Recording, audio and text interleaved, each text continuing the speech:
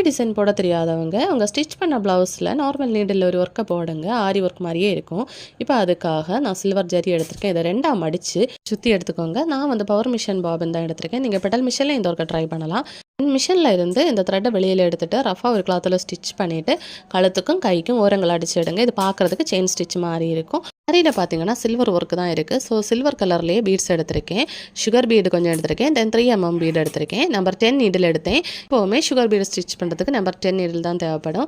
தென் பார்த்தீங்கன்னா அரை இன்ச்சுக்கு இது மாதிரி கோடு போட்டு எடுத்ததுக்கப்புறமா ஸ்டிச் பண்ண ஸ்டார்ட் பண்ணலாம். 2 சுகர் பீடுக்கு கூட ஒரு 3mm பீடு எடுத்து இது மாதிரி ஸ்டிச் பண்ணுங்கள். அடுத்த லைனுக்கு பார்த்தீங்கன்னா 4 சுகர் பீட் தென் ஒரு 3mm பீட். ஃபுல்லாகவே 2 பீட்ஸ் 4 பீட்ஸ் அப்படி கேப் விட்டு தச்சுக்கோங்க. இன்னும் நெருக்கமாக வேணால் இன்னும் நெருக்கமாக ஸ்டிச் பண்ணலாம்.